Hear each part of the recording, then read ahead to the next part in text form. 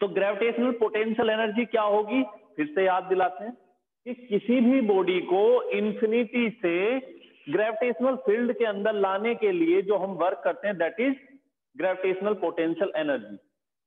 तो फोर्स कितनी है, हमने ए और बी, ये दो पॉइंट है हमारे पास, पॉइंट ए और पॉइंट बी है ना, हमारे पास दो पॉइंट हैं, पॉइंट ए और point B.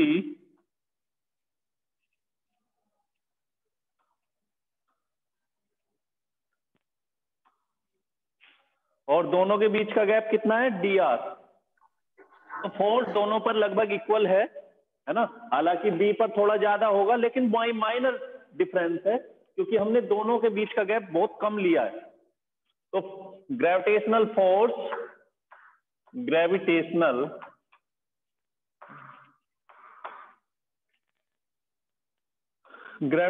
Force on body at A कितना है, F equals to G M E M upon R square, इतना फोर्स लगा हुआ है।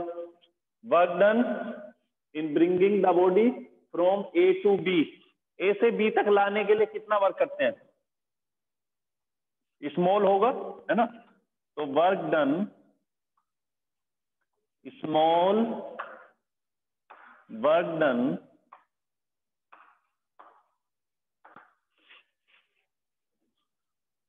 in bringing the body from infinity to from A to B, A to point B, तो कितना होगा, dW equals to F और क्या होता है formula, dr, force into displacement, यहां इस तरह से। तो वैल्यू पुट करें फोर्स की, कितना है, G M E M upon R square into D R, इस तरह से। टोटल वर्क डन फ्रॉम, अब देखो स्मॉल वर्क किया, अब टोटल वर्क करेंगे इंफिनिटी से बी तक लाने के लिए। Now total work done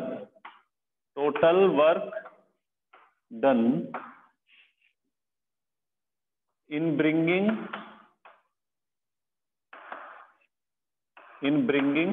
the body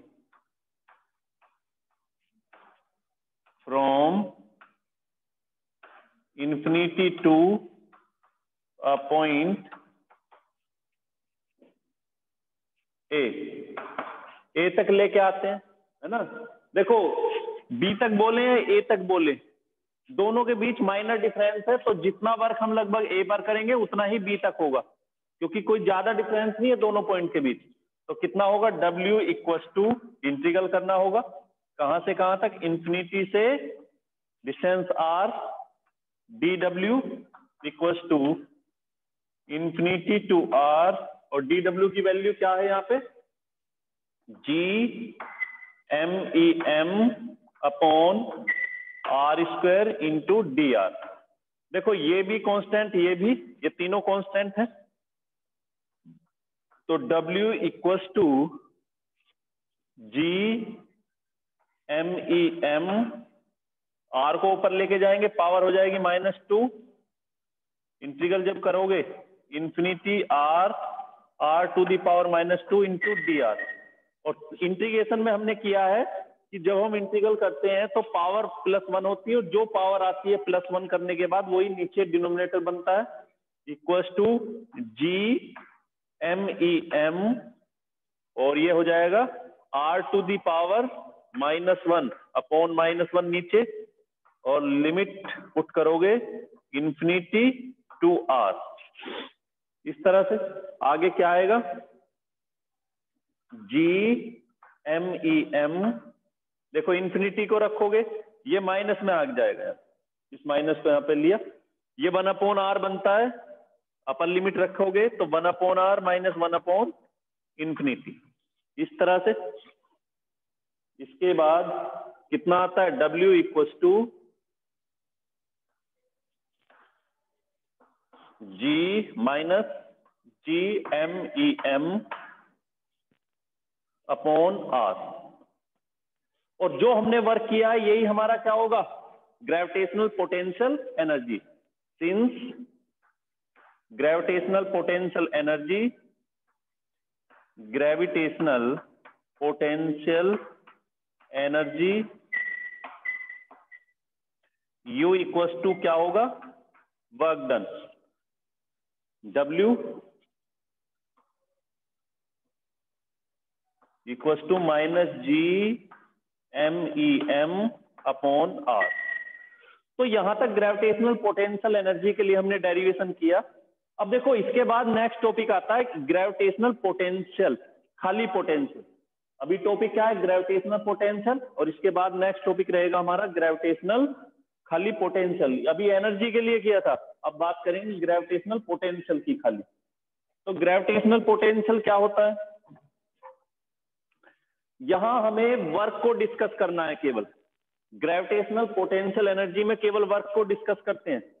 हमें इस बात से मतलब नहीं होता कि हम इंफिनिटी से कितने मास की बॉडी को लेके आते हैं।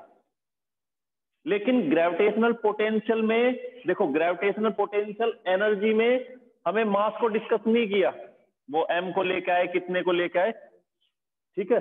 लेकिन ग्रेविटेशनल पोटेंशियल में मास को भी ऑब्जर्व करना होगा कि कितना लेके आते हैं।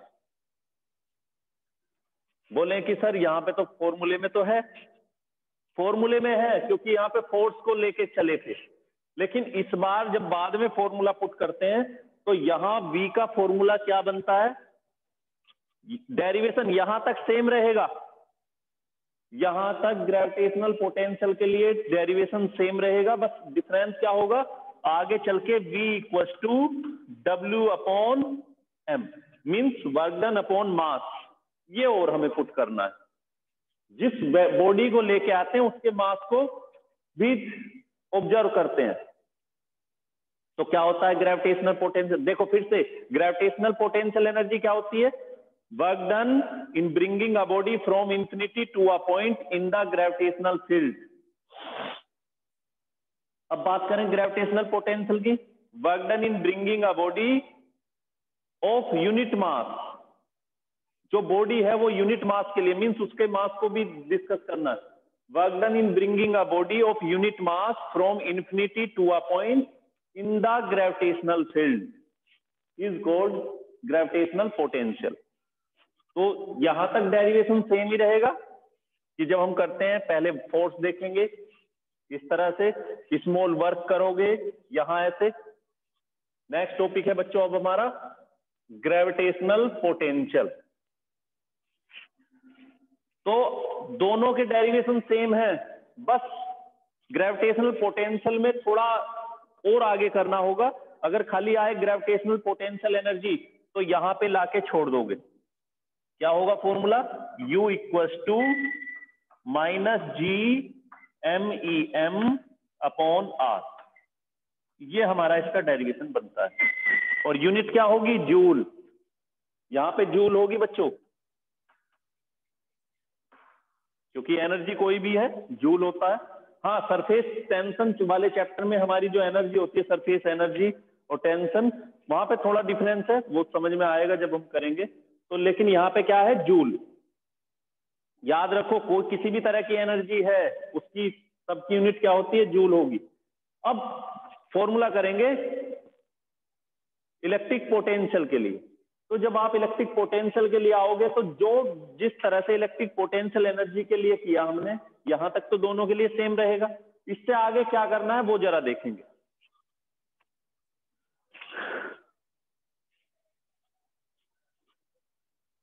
तो पहले हम किसी बॉडी को किसी पॉइंट पे रख के ऑब्जर्व करते हैं, फोर्स कितना एग्जर्ट होता है बाय दिस बॉडी, या दोनों के बीच में कितना है, क्योंकि फोर्स ऑफ अट्रैक्शन दोनों के मास की वजह से है। तो F ये आ गया।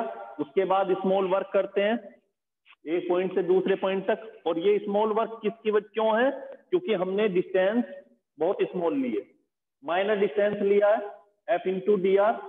इस डिस्टेंस की वजह से वर्क स्मॉल है ये।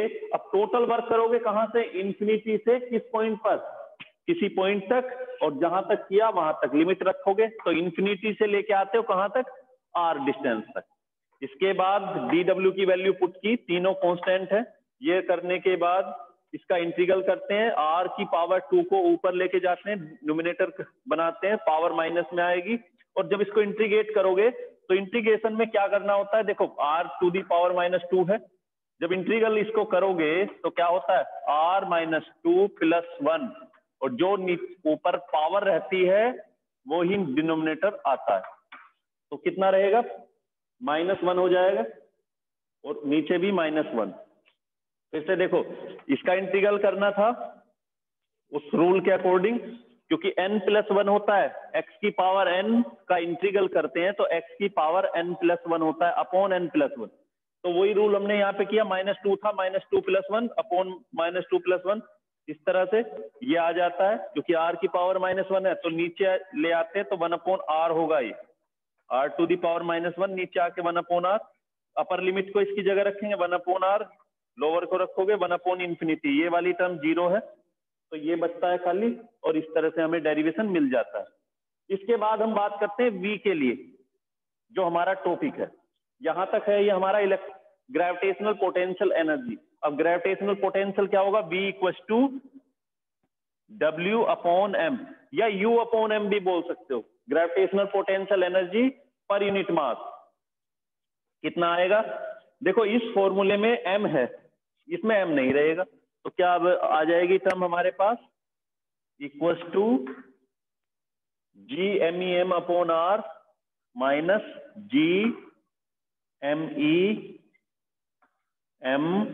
-Gmem/r, और अपॉन में m और रहेगा, कैंसल, तो क्या बनती है टर्म केवल, v = -Gme/r।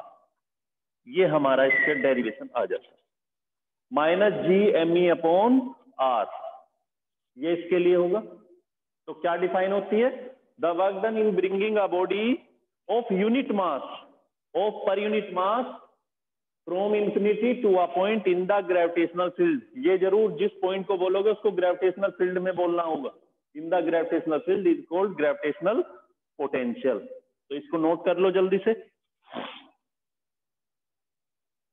Next topic, escape velocity. अब ये एस्केप वेलोसिटी क्या होगी जरा देखें।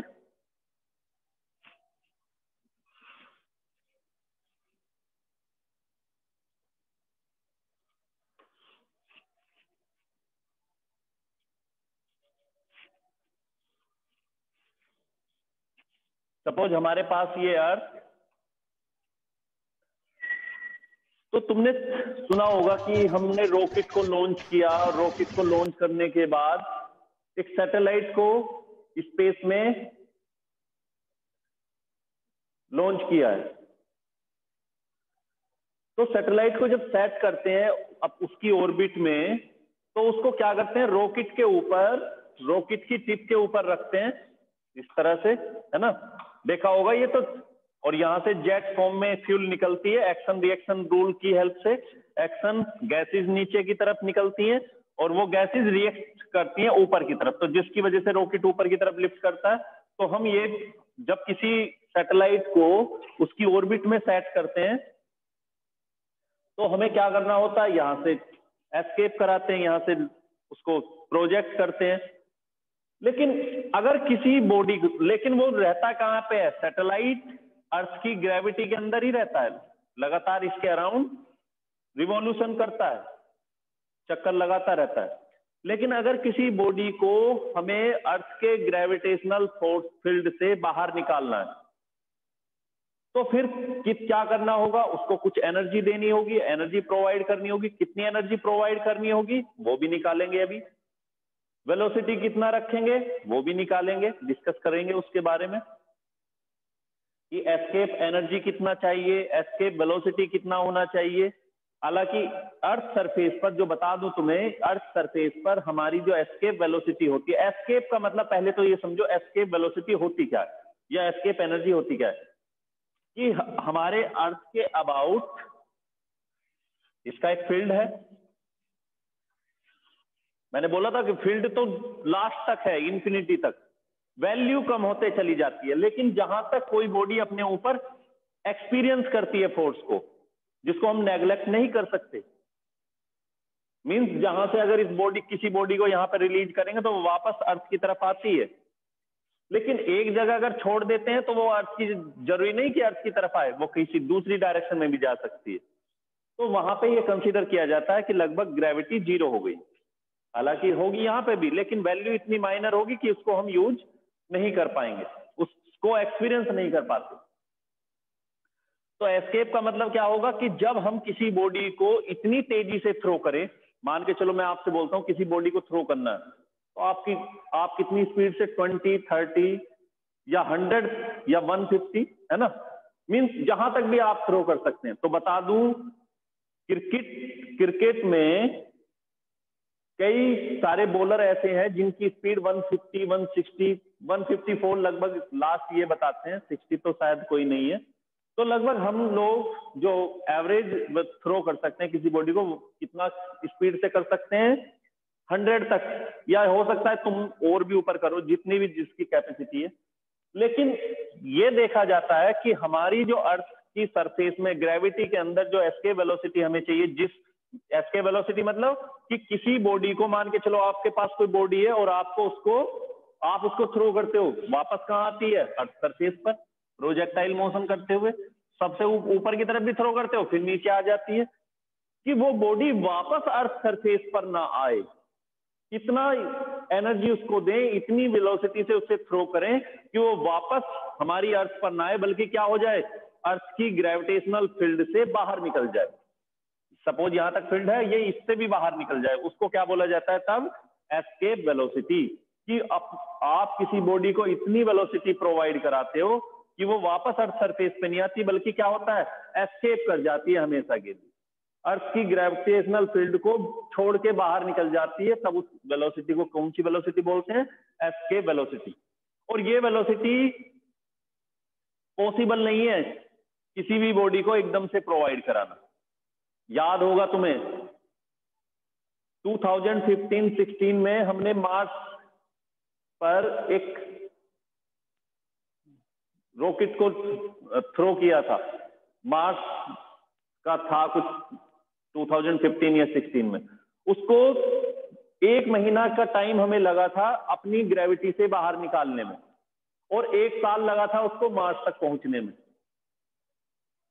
आखिर हुआ क्या, क्योंकि हम जब किसी बॉडी को थ्रो करते हैं, आपने देखा भी होगा, आप किसी व्हीकल को भी चलाते हो, स्कूटी चलाते हो, साइकिल चलाते हो, तो एकदम से वेलोसिटी नहीं बनती उसकी, पहले आप किससे चलते हो, 0 से, 0 के बाद 1, 2, 3, धीरे धीरे धीरे धीरे बढ़ती है। और यहां पर तो हमें कितना, और आपकी जो स्पीड होती है वो कितना होती है, 40 किलोमीटर, आप स्कूटी चलाते हो 30 किलोमीटर पर आवर। और ये देखा जाता है कि हमारी जो अर्थ सरफेस पर एस्केप वेलोसिटी हमें चाहिए वो कितना चाहिए, 11.2 मिनिमम चाहिए, 11.2 किलोमीटर पर आवर, नहीं पर सेकंड, किलोमीटर पर सेकंड।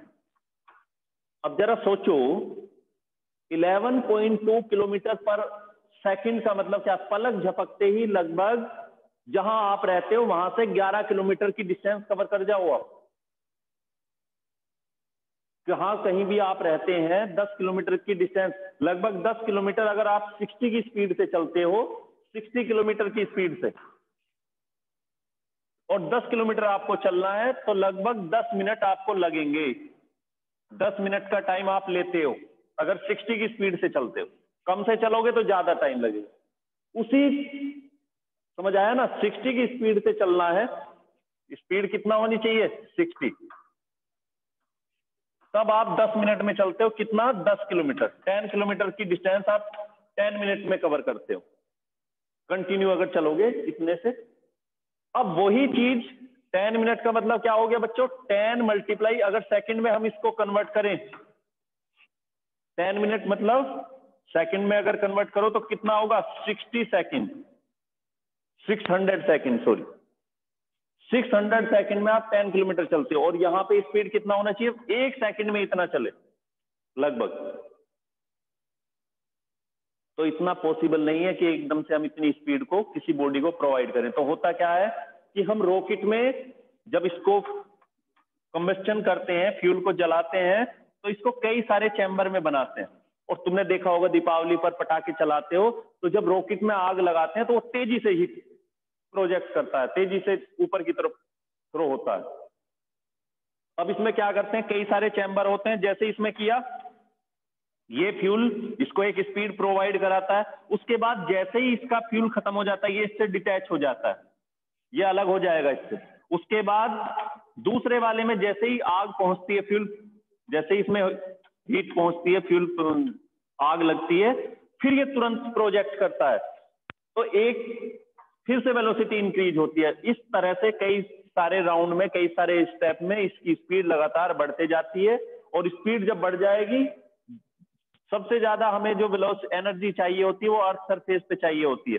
धीरे धीरे कम एनर्जी से ही हम उसकी स्पीड में चेंज करते हैं। तो जब हमने यहां से अपनी जो मैंने बोला मार्स के लिए हमने थ्रो किया था, उसको काफी दिन तक यहां से थ्रो किया और काफी दिन तक अर्थ के अबाउट, क्योंकि अगर इंजन को नहीं भी चलाएंगे तो भी बॉडी क्या करती है, अर्थ के अबाउट रिवॉल्यूशन करती है। बट जो सैटेलाइट है वो इसी तरह से तो चलते हैं। दो तरह की सैटेलाइट होती हैं, नेचुरल और आर्टिफिशियल। नेचुरल तो तुम जानते हो, जैसे अर्थ के अबाउट कौन चलता है, मून, वहां पे कोई इंजन नहीं लगा हुआ मून के अंदर। या सन के अबाउट कौन चलते हैं, सारे प्लेनेट्स चलते हैं। सन किसके अबाउट चलता है, गैलेक्सी के अबाउट चलता है, गैलेक्सी किसी और के अबाउट। इस तरह से प्रोसेस हमारी चलती है। और इनको चलाने के लिए हमें कोई इंजन की जरूरत नहीं पड़ती, बल्कि क्या होता है, आपने सेंट्रीपिटल फोर्स पढ़ा है कि जब कोई बॉडी सर्कुलर मोशन करती है तो उसको सेंट्रीपिटल फोर्स अपने आप प्रोवाइड होती है। क्यों होती है, क्योंकि ग्रेविटेशनल फोर्स उसको सेंट्रीपिटल फोर्स प्रोवाइड करता है। सर्कुलर मोशन के लिए हमें क्या चाहिए, पहली शर्त, सर्कुलर मोशन के लिए हमें चाहिए सेंट्रीपिटल फोर्स, जो कहां लगती है, टुवर्ड्स द सेंटर। अब gravitational field force centripetal force provide करता है। किसी एटम के अंदर इलेक्ट्रॉन न्यूक्लियस के अबाउट चलते हैं, वहां पे सेंट्रीपिटल फोर्स कौन प्रोवाइड करता है, इलेक्ट्रिक फोर्स प्रोवाइड करता है। सर्कुलर रोड पर कोई व्हीकल चलता है, वहां पर सेंट्रीपिटल फोर्स कौन प्रोवाइड करता है, आपने अच्छे से पढ़ा है, कौन प्रोवाइड करता है, फ्रिक्शन फोर्स प्रोवाइड करता है। बताया था कि टायर और रोड के बीच एक फोर्स लगती है, फ्रिक्शन फोर्स, जिसकी डायरेक्शन किधर होती है, टुवर्ड्स द सेंटर। तो वो सेंट्रीपिटल फोर्स वहां पे किस फॉर्म में मिलती है, उनको फ्रिक्शन की फॉर्म में मिलती है। तो इस तरह से किसी धागे में हम किसी पत्थर को बांधे, किसी स्ट्रिंग से किसी पत्थर को बांधे, बॉडी को बांध के, और उसको एक सर्कुलर रास्ते से चलाते हैं, तो वहां भी उसको सेंट्रीपिटल फोर्स मिलती है। लेकिन वो किस वे में मिलती है, in the form of tension in the string. वहां पे भी सेंट्रीपिटल फोर्स टेंशन की फॉर्म में मिलती है, क्योंकि धागे को जब स्ट्रेच करते हैं तो क्या प्रोवाइड होती है, क्या प्रोड्यूस होती है उसके अंदर, टेंशन। और वो टेंशन ही उसको क्या प्रोवाइड करती है, सेंट्रीपिटल फोर्स। तो इस तरह से अलग अलग फॉर्म में सेंट्रीपिटल फोर्स मिलती है, बस शर्त क्या है, बॉडी सर्कुलर मोशन करे। ठीक है, तो इस तरह से हमारा एस्केप वेलोसिटी क्या होगा, when an object is throne from the earth surface and it escapes outward the gravitational field, then the velocity of the body is called escape velocity, and the provide energy is called escape energy. तो फिर से escape velocity क्या होती है, escape velocity